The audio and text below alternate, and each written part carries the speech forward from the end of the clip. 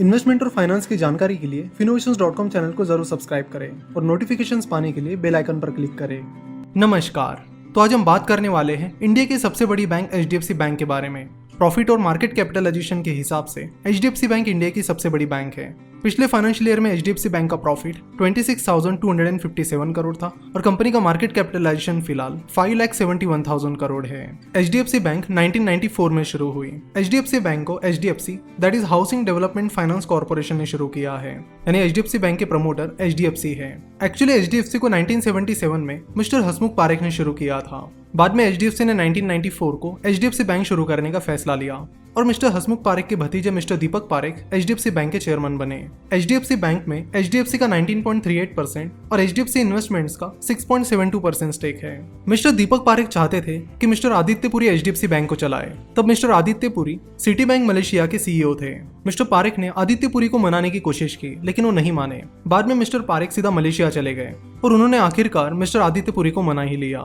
Mister Aditya Puri अपनी इस नई जॉब के लिए सैलरी कट लेने के लिए भी तैयार हो गए। साथ ही मिस्टर आदित्य पुरी को यह प्रॉमिस किया गया कि बैंक चलाने के लिए उन्हें पूरा फ्रीडम दिया जाएगा, वो अपने तरीके से HDFC बैंक को चला पाएंगे। तो सबसे पहले बात करते हैं उन क्रिटिकल फैक्टर्स के बारे में जिनका HDFC बैंक के सक्सेस में बहुत बड़ा रोल है। तो पहला फैक्टर है रिटेल लोन। साल 2000 से लेकर साल 2008 तक इकोनॉमी काफी तेजी से बढ़ रही थी। इसी बीच इंडिया के जो बड़े बिजनेस ग्रुप्स थे उन्होंने भी एक्सपेंशन के लिए काफी बड़े बड़े प्लान्स तैयार किए, जिनके लिए उन्हें चाहिए था बिजनेस लोन। इकोनॉमी तेजी से बढ़ रही थी, इसलिए सब जगह जोश का माहौल था। ऐसे में कई सारी कंपनीज अपने इंफ्रास्ट्रक्चर, पावर और कंस्ट्रक्शन प्रोजेक्ट्स लेकर आई और बैंक्स भी उन्हें लोन देने के लिए तैयार हो गई। एक्चुअली कॉर्पोरेट लोन की खास बात यह है कि कॉर्पोरेट लोन की साइज बड़ी होती है, इसलिए अगर कंपनी पैसा टाइम पे रिपे करती है तो बैंक को काफी ज्यादा फायदा मिलता है, और अगर पैसा रिटर्न नहीं मिलता है तो बैंक को बहुत ज्यादा नुकसान भी होता है। इसी बीच सारी बैंक्स में ये कंपटीशन लगी कि कौन सबसे पहले उन कंपनीज को लोन देता है। वही अगर HDFC बैंक की बात की जाए तो HDFC बैंक ने उस टाइम कॉर्पोरेट लोन से दूर रहना ही पसंद किया। ज्यादा से ज्यादा वो वर्किंग कैपिटल लोन देने लगे। शॉर्ट टर्म के लिए कंपनीज को अपना ऑपरेशन चलाने के लिए दिया जाता है, और अगर उन्हें कोई कॉर्पोरेट लोन देना ही है तो वो ब्लू चिप कंपनीज को देने लगे। ब्लू चिप कंपनीज उन कंपनीज को कहा जाता है जो बहुत बड़ी कंपनीज होती है और फाइनेंशियली बहुत स्ट्रांग होती है, जिसकी वजह से उनका डिफॉल्ट रेट भी कम होता है। तो उस टाइम ये चीज काफी नॉर्मल हो गई थी कि कोई भी बैंक अपने टोटल एडवांस अमाउंट का 70 to 75% लोन कॉर्पोरेट्स को देने लगी। और आपको बता दूं कि बैंक एक ऐसा सेक्टर है जिसमें प्रॉफिट पहले होता है और लॉसेस बाद में दिखते हैं। जब तक सब कुछ सही चलता रहा उन बैंक्स को काफी अच्छे प्रॉफिट्स होते रहे, लेकिन जैसे ही कंपनीज लोन्स को डिफॉल्ट करने लगी उनके NPAs बढ़ने लगे और लॉसेस दिखने लगे। बाद में आपको पता ही है अनिल अंबानी ग्रुप की कंपनीज, JP इंफ्रा, इन जैसी कई सारी कंपनीज ने अपने लोन्स डिफॉल्ट किए। फिर केसेस बैंकरप्सी कोर्ट में गई, लेकिन बैंक्स अपना पूरा पैसा रिकवर नहीं कर पाई, जिसके बाद बहुत ज्यादा NPA that is non performing assets का बर्डन उन पर आने लगा। NPA से हमें यह पता चलता है कि बैंक ने जो लोन दिया है उसमें से कितना पैसा डिफॉल्ट हुआ है। चलो तो एक नजर डालते हैं उन बैंक्स पर जिन्होंने उस टाइम काफी हेवीली कॉर्पोरेट लोन्स दिए। तो पंजाब नेशनल बैंक का ग्रॉस NPA फिलहाल 14.21% है, बैंक ऑफ बड़ौदा का 9.4%, IDBI का 26.8%, एक्सिस बैंक का 4.72%, SBI का 5.4% और ICICI बैंक का 5.4%। एक्चुअली ICICI बैंक अभी कुछ ही सालों पहले इंडिया की सबसे बड़ी प्राइवेट बैंक थी, लेकिन फिर बैंक की तब की CEO चंदा कोचर और वीडियोकॉन का स्कैम बाहर आया। मिस चंदा कोचर पर यह आरोप है कि उन्होंने जानबूझकर वीडियोकॉन इंडस्ट्रीज को लोन दिया, जबकि उन्हें यह पता था कि कंपनी की कंडीशन काफी खराब है। साथ ही उन्होंने अपने हस्बैंड की कुछ कंपनीज को भी लोन दिया।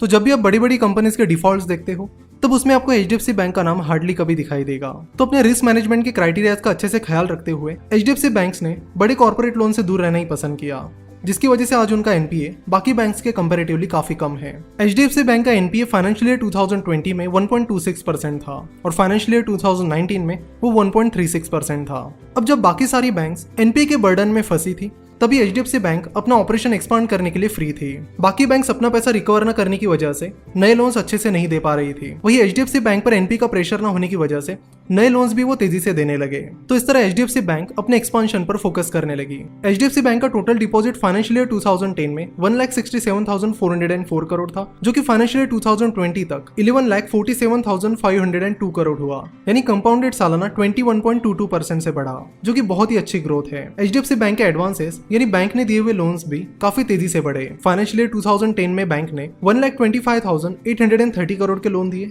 जो तेजी से बढ़कर फाइनेंशियल ईयर 2020 तक 9,93,703 करोड़ हुए, यानी कंपाउंडेड सालाना 22.95% से बढ़े। कंपनी का रिवेन्यू भी तेजी से बढ़ा।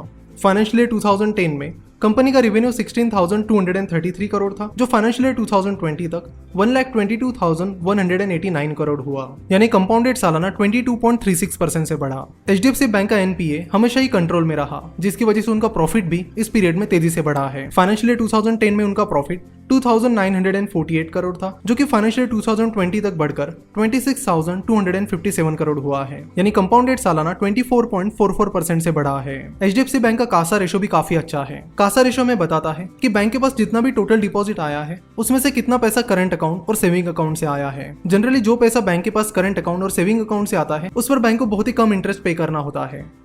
इनफैक्ट करंट अकाउंट पर तो कुछ भी पे नहीं करना होता है। तो कासा रेशो में बताता है कि क्या बैंक कम कॉस्ट में अच्छा खासा डिपॉजिट एक्वायर कर पा रही है या नहीं। तो यहाँ पर एचडीएफसी बैंक का कासा रेशो है 40.1%। आइडियली 35-40% से ज्यादा कासा रेशो बहुत अच्छा माना जाता है, और इस ग्रोथ का मेन रीजन रहा है रिटेल सेगमेंट। बैंक ने रिटेल सेगमेंट में बहुत अच्छा परफॉर्म किया है। उनके क्रेडिट कार्ड बिजनेस की ग्रोथ भी काफी अच्छी रही है। इंडिया में क्रेडिट कार्ड का सबसे ज्यादा मार्केट शेयर फिलहाल एचडीएफसी बैंक के पास है। उनके पास क्रेडिट कार्ड बिजनेस का 25% मार्केट शेयर है। एचडीएफसी बैंक की स्ट्रेटेजी कैसे रही, इस पर एक बार नजर डालते हैं। एचडीएफसी बैंक जब शुरू हुई तो सबसे पहले उन्होंने फोकस किया करंट अकाउंट्स पर। उस टाइम बहुत ही कम बैंक थी जो करंट अकाउंट की फैसिलिटी प्रोवाइड कर रही थी। तो कंपनीज को करंट अकाउंट फैसिलिटी देने के बाद एचडीएफसी बैंक ने फोकस किया उन कंपनीज के एम्प्लॉइज पर, और वो उन्होंने किया सैलरी अकाउंट के जरिए। तो जिन कंपनीज के एचडीएफसी बैंक के पास करंट अकाउंट्स हैं, उन कंपनीज को एचडीएफसी बैंक सैलरी अकाउंट की फैसिलिटी प्रोवाइड करने लगी। बाद में उन्होंने ये फैसिलिटी बाकी कंपनीज के लिए भी एक्सटेंड की। तो सैलरी अकाउंट के जरिए उन कंपनीज के एम्प्लॉइज पर फोकस करने के बाद उन्होंने उन एम्प्लॉइज को पर्सनल लोन प्रोवाइड किया। अब वो लोग सैलरीड थे, इसलिए बैंक को भी श्योरिटी थी कि उनमें से ज्यादा लोग पैसा रिटर्न करेंगे। साथ ही उन लोगों को बैंक ने क्रेडिट कार्ड्स भी ऑफर किए। तो इस तरह एचडीएफसी बैंक ने step by step retail segment को टारगेट किया। चलो तो अब बात करते हैं उन फैक्टर्स की जो यहाँ से आगे एचडीएफसी बैंक की ग्रोथ के लिए काफी इंपॉर्टेंट रहेंगे। एचडीएफसी बैंक के managing director mister Aditya Puri अक्टूबर 2020 से कंटिन्यू नहीं करेंगे। वो भी 70 साल के हो गए हैं, और यहाँ से आगे mister Shashidhar Jagdishan HDFC bank के नए सीईओ रहेंगे। एचडीएफसी बैंक शुरू होने के 2 साल बाद मिस्टर जगदीशन ने एचडीएफसी बैंक ज्वाइन की थी। उससे पहले वो डॉइच बैंक में सीनियर ऑफिसर थे। डॉइच बैंक में उन्होंने 6 साल काम किया, और उसके बाद 1996 से वो एचडीएफसी बैंक के साथ काम कर रहे हैं। लगातार अपनी अच्छी परफॉर्मेंस के बेसिस पर 1999 में वो एचडीएफसी बैंक के फाइनेंस डिवीजन के बिजनेस हेड बने, और साल 2008 में वो एचडीएफसी बैंक के सीएफओ यानी चीफ फाइनेंशियल ऑफिसर बने। तो यहाँ से आगे एचडीएफसी बैंक को तेजी से बढ़ाने की जिम्मेदारी मिस्टर जगदीशन एंड टीम की रहेगी। मिस्टर आदित्य पुरी ने तो शुरुआत से ही बहुत ही अमेजिंग परफॉर्मेंस दिखाई है, और उसका काफी सारा फायदा इन्वेस्टर्स को हुआ है।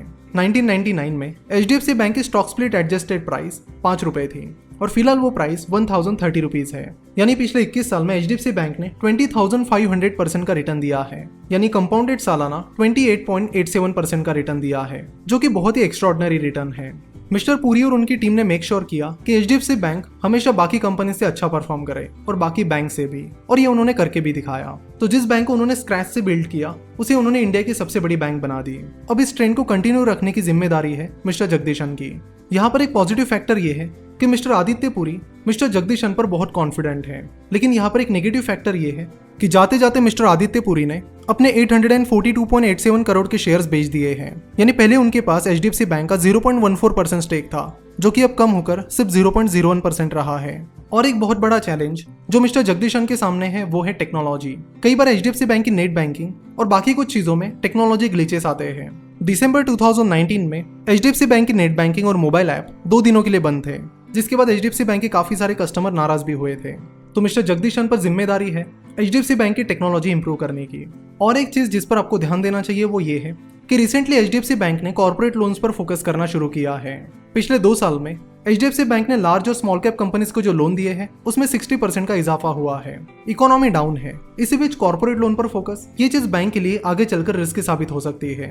ट्रांस यूनियन सिबिल के एक रिपोर्ट के अनुसार इंडिया में लार्ज कंपनीज का डिफॉल्ट रेट है 17%, मिड साइज कंपनीज का डिफॉल्ट रेट है 18%, और रिटेल लोन्स का डिफॉल्ट रेट है 1.8%। तो आप समझ ही गए होंगे कि कॉर्पोरेट लोन्स क्यों रिस्की होते हैं। तो कॉर्पोरेट लोन्स में हो रही ग्रोथ के साथ साथ कंपनी ने रिटेल लोन्स पर भी अपना फोकस जारी रहा है। कंपनी के टोटल लेंडिंग के 48% लोन्स रिटेल लोन्स है, यानी पर्सनल लोन्स, होम लोन्स इस तरह के हैं। रिसेंटली यस बैंक और बाकी कुछ बैंक्स में जो क्राइसिस हुए हैं उसका भी एचडीएफसी बैंक को बहुत फायदा मिला है। कई सारे लोगों ने उसके बाद यस बैंक और बाकी बैंक से अकाउंट क्लोज करके एचडीएफसी बैंक में खुलाए हैं। तो एचडीएफसी के ब्रांड नेम का एचडीएफसी बैंक को काफी फायदा मिलता है। साल 1994 में जो एक स्टार्टअप था वो आज इंडिया की सबसे बड़ी बैंक बन गई है, जिनके पास 1,16,971 एम्प्लॉइज है, 5.6 करोड़ का कस्टमर बेस है और पिछले 10 साल में कंपनी के कस्टमर्स की कंपाउंडेड सालाना ग्रोथ 11% की है।